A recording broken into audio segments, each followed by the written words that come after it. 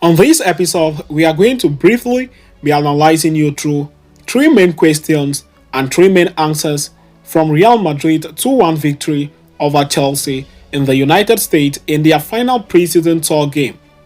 We are going to be discussing you detailedly on that in this episode as we progress. So please stay tuned right up to the end. Do not forget to like and subscribe to this channel.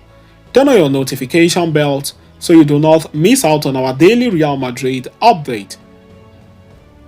Real Madrid blew Chelsea away at the Bank of America Stadium on Tuesday night with a convincing 2-1 win in Charlotte. Lucas Vazquez was the first man on the score sheet with a team-deflected shot which Dani Ceballos almost poked in on the line, with Brahim Diaz making it 2 shortly after as he rounded Chelsea's goalkeeper Philip Jorgensen to score into an empty net. Just minutes before halftime, Noni Madueke found space at the far post to head beyond Thibaut Courtois' reach, but it was the final goal of the game. Now discussing on the three main questions and answers in the game, we'll be starting with the three answers, with the first one being, would any Castilla player start in the starting lineup? We have seen plenty of Castilla players feature at different times through the preseason, but before this game, the only one to have started any game was midfielder Mario Martin. With the stars like Vinicius Jr. and Rodrigo slowly returning to action, it was logical that there could be further changes which would impact the number of youngsters we would see in the game. Instead, manager Carlo Ancelotti stuck to his guns and played Mario Martin again as the only Castilla player in the starting 11. Later on, Raul Asensio, Nico Paz, Joan Milatasa, Rafael Abrado, and Jacobo Ramon all came on off the bench, although some were surprised to see Joan Martinez, the sensation of the tour, stay on the bench while Asensio was preferred. The second answer, would Carlo Ancelotti drop any Super Cup lineup clues? Carlo Ancelotti said this week that, "I think those who won the Champions League should play in the final. The only thing is that there were missing two players, Nacho and Kroos. If he sticks to his word, that would mean two positions opening up in defense and midfield. But it would also mean throwing in the likes of Dani Carvajal, Ferland Mendy, Jude Bellingham, and Eduardo Camavinga with only 1 week of preseason training. That seems to be a brave move for a coach who would also be benching superstars like Kylian Mbappe. Perhaps the clearest indication we saw was the experiment with Luka Modric as a pivot in midfield, replacing Toni Kroos in the holding role. That could be the Croatians' way into the side this season. The third answer, could Real Madrid finally win the season games against AC Milan and Barcelona both ended in defeat in Chicago and New York, and while Ancelotti was repeatedly stated that results don't matter at this stage of the season, it was always going to be a boost to get a win under the belt before holding back across the Atlantic Ocean. This game turned out to be a good chance to do that.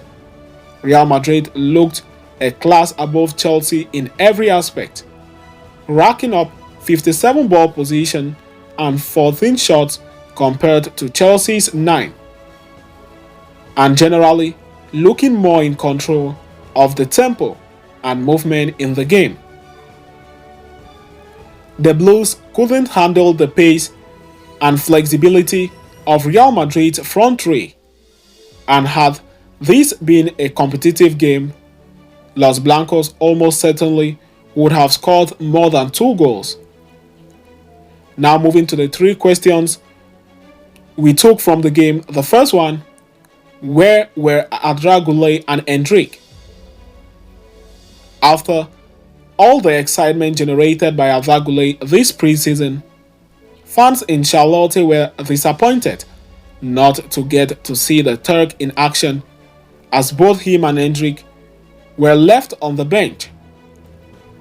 Explaining the decision, Ancelotti said post-match that they had difficulties recovering from the match against Barcelona. We have preferred to avoid risks because the most important thing is to get the Super Cup match with everyone being fit.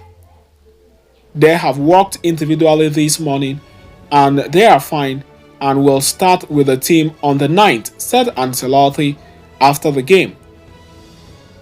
It is a useful reminder that there are still only 19 and 18 years old respectively, and that their minutes must be managed just as they would be for any other player. Perhaps it is Ancelotti's way of managing expectations from hyped up fans. Now moving to the second question of the night. Who are the big winners of the preseason? When we take a look at the squad and look to identify who stands out as having had a strong preseason, it can be a big ask to identify who might have helped their case. Adragule stands out. He might be disappointed not to have had a chance in midfield in any games.